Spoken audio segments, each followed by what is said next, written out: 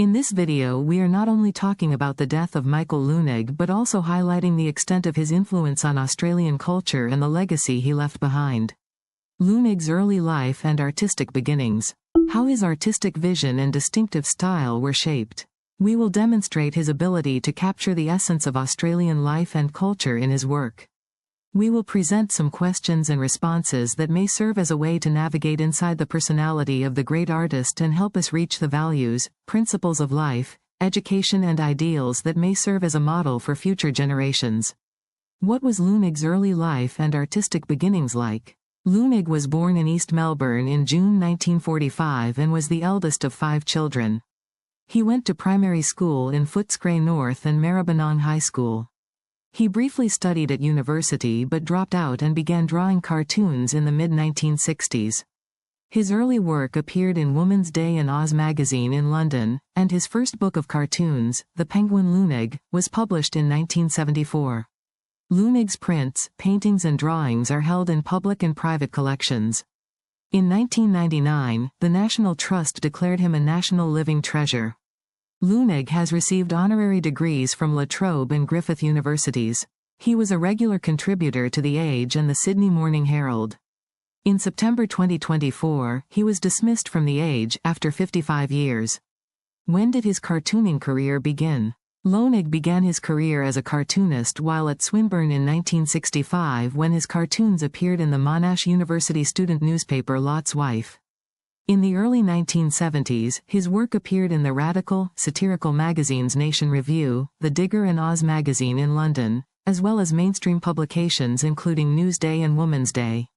The main outlets for Leunig's work were the daily newspapers Fairfax Media and The Age and the Sydney Morning Herald in Melbourne. The Australian Broadcasting Corporation also provided Leunig with live broadcast time to discuss his views on a range of political and philosophical issues. What was his style of cartooning? His style was characterized by simplicity, using symbolism and recurring motifs, such as the dog, the child and the landscape. Leunig's drawings were in sparse, quivering lines, usually in black and white with ink washes. The human figures were always drawn with exaggerated noses. This style served him well in his early years, when he gained a loyal following for his eccentric views on social issues. He also made increasingly frequent forays into the world of personal fantasy of the grotesque, featuring small figures with teapots balanced on their heads, strangely curly hair and numerous ducks.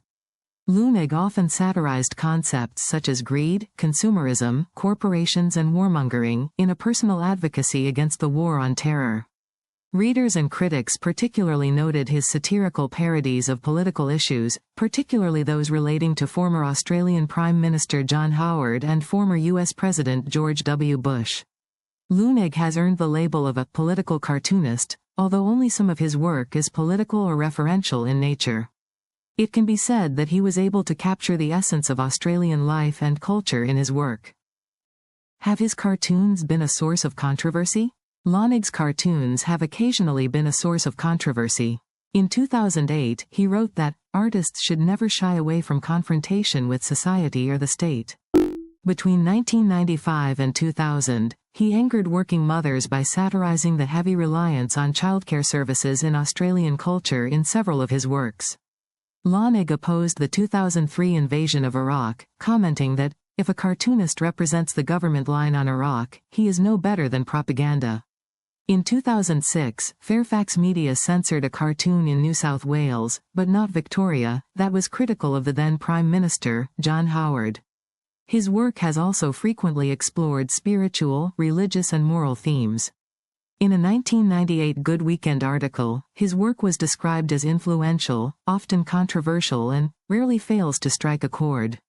How did Leunig leave the magazine? Leunig's 55-year career ended in September when Melbourne's front-page editor, Patrick Elligate, told subscribers that the cartoonist had delivered his last editorial illustration. Leunig refused to go quietly, and sent a blunt farewell message to the paper, accusing its editors of censorship and calling it a cheap tabloid.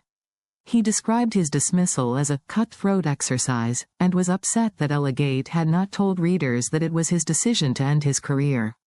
Finally, his childhood in Melbourne and his studies at the Victorian College of the Arts were instrumental in shaping his artistic vision, through which he was able to use satire to expose hypocrisy and challenge conventional thinking.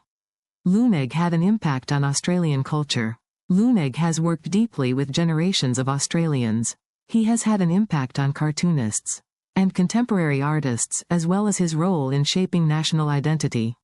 He left a lasting legacy through the enduring appeal of his work and its relevance to current social and cultural issues. His influence on contemporary artists and cartoonists, and the lasting impact of his social commentary. His work has been described as influential and often controversial, and that it rarely fails to touch a sensitive chord. One of his most famous words is, "Hearing your own voice in this world is a great luxury." And so is listening to the voice of your conscience and the feeling that your conscience gives you. It is capable of transporting you to a more creative life than you can imagine. And here we see how his influence will continue to resonate with the masses. Rest in peace, great artist. Finally, if you liked the video, I hope you support it by liking, commenting and subscribing to the channel.